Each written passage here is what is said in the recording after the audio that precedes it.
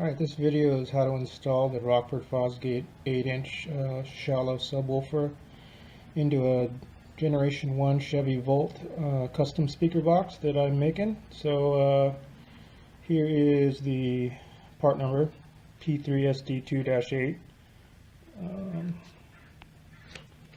Here's the subwoofer. So the first thing you want to do, it's in the kit, comes this jumper wire.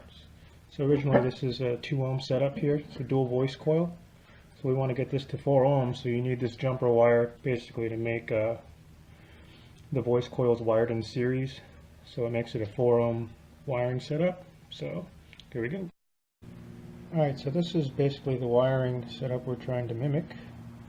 We got basically a 2 ohm dual voice coil speaker, and we want to go to 4 ohms, a 4 ohm load. So we need that jumper wire. So it's basically the amp that I'm using. You can see here that it can put out 300 watts at 2 ohms, but we're going to do the 200 watts at 4 ohms because this speaker can basically only handle 150 watts of RMS power, but up to 300 watts of peak power. So I think that's pretty safe, hopefully. But yeah, you don't want to go more than that. You'll end up blowing up the speaker. So that's why we're going to do the 4 ohm load on this MVPA1 monoblock amplifier that I got for it. It's basically ultra small. It's basically the only reason I got it, because it's the only amp that'll fit in the space that we have in the Gen 1 Chevy Volt. Alright, so in your speaker box kit, it comes with this jumper wire. So basically what we're going to do is we're going to wire this speaker in series, the dual voice coil. So let's go ahead and give it a shot. And put this wire across the top of the speaker basically. So you push down on the banana clips. These are banana clip style terminals. Put the wire in the hole and then basically let go. Just make sure you don't let it go on the insulation of the wire. Around to the other side. Same thing, push down, let go. Alright, so that's along the top of the speaker. Like that. Alright, so here's the custom speaker box. It's pretty high-end construction. What do they call that? MDF half-inch board. Made this out of. I didn't use the 3/4 inch, the thick stuff, because I needed all the cubic footage I could get inside this thing. And also you see the polyfoam in here. That's another trick that I put in this thing to make it sound like it's a bigger box. It actually really works. I was a skeptic at first, but hey man, that stuff works. So you'll see the banana clip terminals that are on the outside where you connect your positive and negative from your amplifier. Anyways, this is how it would be inside the car. We're actually going to turn it upside down. Install the speaker. Okay, in the box you'll see a couple wires. One should be marked black, so the negative. The short one in this case is positive. The box also has got pre-drilled holes for the speaker. You can probably feel underneath if you can't see them. They're there. So let's hook up the speaker. Do the longer one, the negative first. Same kind of thing. Let's push this in. Go. Alright, shorter one. This side. Fun stuff. Watch out. Alright. Alright, get that in place. Okay, once you line up the speaker with the holes in the box, you can place the beauty ring on. You don't need the screen since this is underneath that rear deck in the Chevy Volt. Okay, so basically it comes with these little wood screws. And then you just basically mount the speaker. Comes with this little bit, hex bit that you need for these.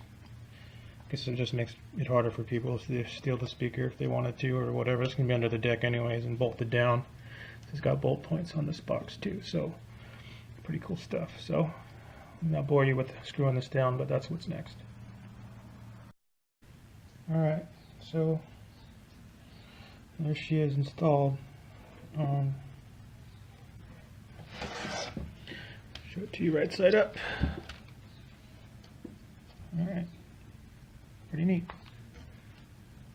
Alright, next is putting this in the volt. Alright, so this is basically what's underneath the rear trunk deck, and I'm sure plenty of people have seen the 12-volt battery back here. But in this spot right here is basically where your Bose subwoofer and amplifier would be if you had it. So in my case, I obviously didn't pay extra for that. So there's nothing there. So that's basically where this custom speaker box goes. It actually bolts to this peg here, and this one here, I think, is optional. But yeah, that's basically where it goes. So let's go ahead and get started. Oh, forgot to mention, I kind of cheated already. I have the amplifier and everything installed already. The amplifier is actually back here. See that spot? It actually fits perfect right there. And there's a peg right next to the amplifier that I actually used for a ground wire, or where I attached the ground wire for the amp, so that works out great. And I basically piggybacked off the rear speakers for the speaker input.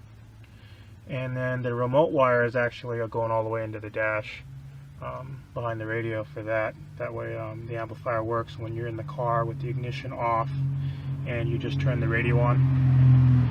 Then yeah, it works. So that's basically where the amplifier goes. I think it's a bitchin' setup. For the size and everything, I'm pretty impressed. And it fits there, and there's no funny business about losing cargo space and stuff with the speaker box and amplifier setup. So, and then the power wire goes, you know, around, down, over here, basically where you can see, maybe you can't see, maybe you can see the fuse holder all the way to positive. Anyway, that's how I wired up the amp. Pretty sweet. Alright, so in your kit, comes with your speaker box. You'll have these 4 plastic washers. Doesn't matter what color you put on these things, but you want to put 2 on each peg. So basically 2 on this peg and 2 on this peg here. Speaker box. Okay, so basically the trick is putting the left side in first, kind of at an angle like this, and then the right side kind of slips in. You can see it's open end on here. See that? So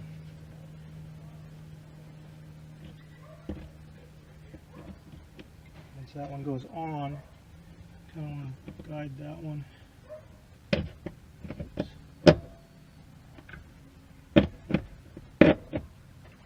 Just get it on, you'll know. That's where it goes. Alright, in your kit you'll have basically a nut and a lock washer. So you want to put that on this side. Use like an open end wrench or whatever, 10mm to tighten her down. That's basically will be what's holding this sucker down from, like, you know, hitting the top of the deck if you go over jump over some railroad tracks or something. This side is kind of just more for, like, I don't know, I don't know if you can see that support. I don't know if I could even get a nut on there, but it's optional for a reason. I'm not going to mess with it, but at least let you know that it's where it should be. So, alright, so basically I just used a 10mm open end wrench. And just doesn't have to be too tight, just snug. Alright, so the last thing you gotta do is basically hook up the speaker wire. I just have mine routed underneath here. And basically you connect them here. So in this case, the inner one is the red, so I made the box. So okay, so that's the speaker wire hooked up. You basically pretty much done. Now it's time to turn on the car and see if it works. I'll turn on the radio at least.